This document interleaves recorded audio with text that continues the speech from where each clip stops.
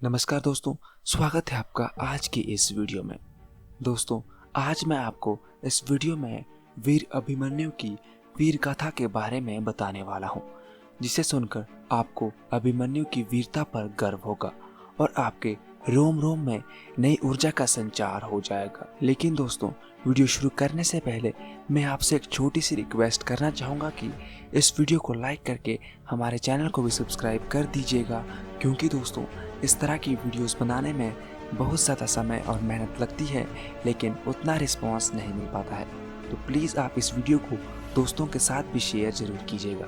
गुरु द्रोणाचार्य ने जब चक्रव्यूह का निर्माण किया तो युधिष्ठिर और भीमसेन चिंतित हो उठे और अभिमन्यु से बोले, बेटा अभिमन्यु, चक्रव्यूह भेदने का उपाय हम लोग बिल्कुल नहीं जानते। इसे तो तुम अर्जुन, श्री कृष्ण अथवा प्रद्युम्न ही तोड़ सकते हैं। पांचवा कोई भी इस काम को नहीं कर सकता। अतः तुम अस्त्र लेकर शीघ्र ही गुरु द्रोण के इस चक्रव्यूह को तोड़ डालो, नहीं तो युद्ध से लौटने पर अर्जुन हम लोगों को बहुत खरी खोटी सुनाएंगे। अभिमन्यु ने कहा, आचार्य द्रोण की यह सेना यद्यपि अत्यंत सुदृढ़ और भयंकर है, तथापि मैं अपने पितृवर्ग की विजय के लिए इस व्यूह में अभी प्रवेश करता हूँ। पिताजी ने व्यूह को तोड़ने का उपाय तो मुझे बता दिया है, पर निकलना नहीं बताया है। यदि मैं वहां किसी विपत्ति में फंस गया तो निकल नहीं सकूंगा। युधिष्ठिर बोले, वीरवर, तुम इस सेना को भेद कर हम लोगों के लिए द्वार तो बनाओ, फिर जिस मार्ग से तुम जाओगे तुम्हारे पीछे पीछे हम लोग भी चलेंगे और सब ओर से तुम्हारी रक्षा करेंगे। भीमसेन ने कहा, जहाँ तुम चक्रव्यूह तोड़ोगे वहाँ हम वीरों को मार मार कर लोगों का विध्वंस कर डालेंगे। अभिमन्यु ने कहा, अच्छा तो अब मैं द्रोण की इस दुर्धर्ष सेना में प्रवेश करता हूँ। आज वह पराक्रम दिखाऊंगा जिसे मेरे मामा और पिता दोनों के कुलों का हित होगा। उससे मामा भी प्रसन्न होंगे और पिताजी भी। यद्यपि मैं बालक हूँ तो भी संपूर्ण प्राणी देखेंगे कि किस तरह आज अकेले ही शत्रुओं का नाश करके उनको काल का ग्रास बनाता हूँ।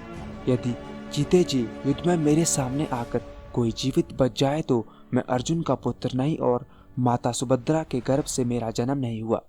युधिष्ठिर ने कहा, सुभद्रा नंदन, तुम द्रोण की दुर्धर्ष सेना तोड़ने का उत्साह दिखा रहे हो, इसलिए ऐसी वीरता भरी बातें करते हुए तुम्हारा बल सदा बढ़ता रहे।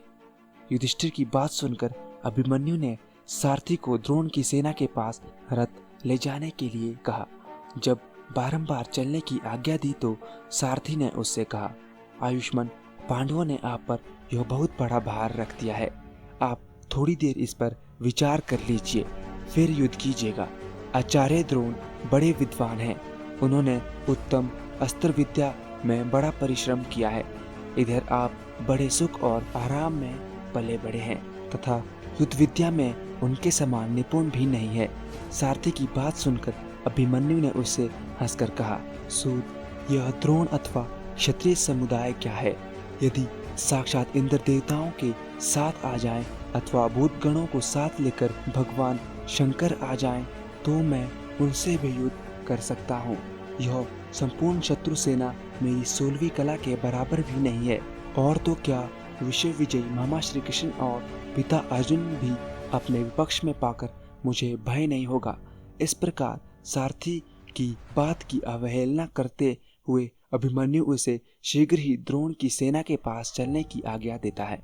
यह सुनकर सारथी मन में बहुत प्रसन्न तो नहीं हुआ, परंतु घोड़ों को उसने द्रोण की ओर बढ़ाया। पांडव भी अभिमन्यु के पीछे पीछे चलने लगे। उसको आते देख कौरव पक्ष के सभी योद्धा द्रोण को आगे करके उसका सामना करने के लिए डट गए। अर्जुन का पुत्र अर्जुन से भी बढ़कर पराक्रमी था। वह युद्ध की इच्छा से द्रोण आदि महारथियों के सामने इस प्रकार जा डटा जैसे हाथियों के आगे सिंह का बालक हो। अभिमन्यु अभी चक्रव्यूह की ओर 20 ही कदम बढ़ा था कि कौरव योद्धा उसके ऊपर प्रहार करने लगे। फिर तो एक दूसरे का संहार करने वाले उभय पक्ष के योद्धाओं में घोर संग्राम होने लगा। उस भयंकर युद्ध में द्रोण के देखते देखते व्यूह भेद कर अभिमन्यु उसके भीतर घुस गया। वहां जाने पर उसके ऊपर बहुत से योद्धा टूट पड़े, परंतु वीर अभिमन्यु अस्त्र चलाने में फुर्तीला था। जो वीर उसके सामने आए सबको उसने मरमभेदी बाणों से मारने का प्रयास किया और उसके पहने बाणों की मार से पड़कर वो योद्धा घायल होने लगे। मरे हुए वीरों की लाशों और उसके टुकड़ों से वहां की भूमि ढक गई। धनुष, बाण, ढाल, तलवार, अंकुश, तोमर आदि बहुत से शस्त्रों का आभूषणों से युक्त हजारों वीरों की भुजाओं का अभिमन्यु ने काट डाला तथा रथों को तोड़ डाला और उसने अकेले ही भगवान विष्णु के समान अचिंतनीय पराक्रम कर दिखाया। उस समय कौरवी योद्धाओं के मुंह सूखने लगे और वे रण छोड़कर भागने लगे। मरे हुए पुत्र, पिता, भाई, बंधु अथवा संबंधियों को छोड़कर अपना प्राण बचाने की इच्छा से हाथियों और घोड़ों को दौड़ाते हुए वहां से भाग चले। अमित तेजस्वी अभिमन्यु द्वारा अपनी सेना को इस प्रकार तितर-बितर होते देख दुर्योधन अत्यंत क्रोध में भरा हुआ उसके सामने आया। द्रोणाचार्य की आज्ञा से और भी बहुत से योद्धा वहां आ पहुंचे और दुर्योधन को चारों ओर से घेरकर उसकी रक्षा करने लगे।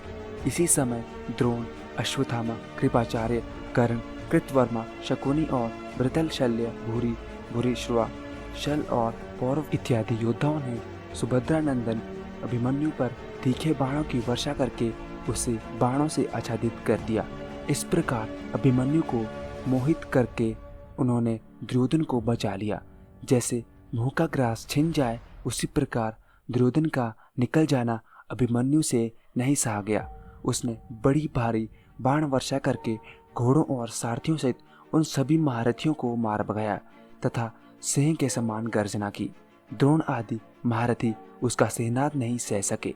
वे रथों से उसको घेरकर बाण समूहों की वर्षा करने लगे, किंतु अभिमन्यु उन सब बाणों को आकाश में ही काट गिराता और तुरंत तीखे बाण मारकर सबको बीन डालता। उसका यह पराक्रम अद्भुत था। उस समय अभिमन्यु और कौरव योद्धा एक दूसरे पर लगातार प्रहार कर रहे थे। कोई भी युद्ध से विमुख नहीं होता था। उस घोर संग्राम में दुशासन ने 9 बाण मारकर अभिमन्यु को बीन दिया। फिर दुशासन ने 12, कृपाचार्य ने 3, द्रोण ने 17, विंशति ने 70, कृतवर्मा ने 7, भृतल ने 8, अश्वत्थामा ने 7, भूरिश्रवा ने 3, शल्य ने 6, शकुनी ने 2 और राजा दुर्योधन ने 3 बाण मारे। उस समय प्रतापी अभिमन्यु जैसे नाच रहे हो। इस प्रकार सब ओर घूम घूम कर सब महारथियों को 3-3 बाणों से भीनता जाता और वीर योद्धाओं ने अभिमन्यु को डराना आरंभ किया तो अभिमन्यु क्रोध से जल उठा और अपनी अस्त्र शिक्षा का महान बल दिखाने लगा। इतने में अश्मक नरेश के पुत्र ने बड़ी तेजी से वहां आकर अभिमन्यु को रोका और 10 बाण मारकर उसको भीन डाला। तब अभिमन्यु ने मुस्कुराते हुए उसे 10 बाण मारे और उनसे उसके घोड़ों, सारथी, ध्वजा, धनुष, भुजाओं तथा मस्तक को काटकर पृथ्वी पर गिरा दिया। अभिमन्यु के हाथ से अश्मक राजकुमार के मारे जाने पर सारी सेना विचलित होकर भागने लगी।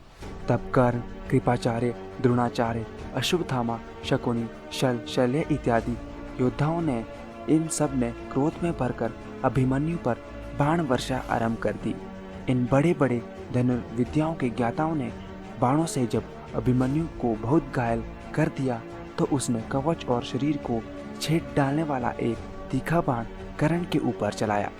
वह बाण कर्ण का कवच भेद कर बड़े वेग से उसके शरीर में घुस गया और उसे भी बीनकर पृथ्वी में समा गया। उस प्रहार से कर्ण को बहुत पीड़ा हुई और वह व्याकुल होकर रणभूमि में कांप उठा।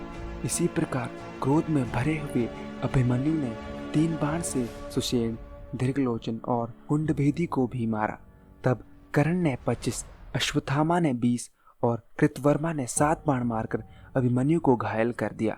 उसके संपूर्ण शरीर में बाण छिदे हुए थे और फिर भी वह पाशधारी यमराज के समान रणभूमि में विचर रहा था। शल्य को अपने पास ही खड़ा देख अभिमन्यु ने बाणों की वर्षा से उन्हें ढक दिया था। कौरवी सेना को डराते हुए उसने भीषण गर्जना की। उसके मरममेदी बाणों से घायल हुए राजा शल्य रथ के पिछले भाग में जाकर बैठ गए और मूर्छित हो गए। शल्य की यह अवस्था देख संपूर्ण सेना आचार्य द्रोण के देखते देखते भाग चली। उस समय देवता, पितृ, चारण, सिद्ध, यक्ष तथा मनुष्य अभिमन्यु का यशोगान करते हुए उसकी प्रशंसा करने लगे। तो दोस्तों, अभिमन्यु वध और अभिमन्यु वीर गाथा का ये पार्ट 1 है।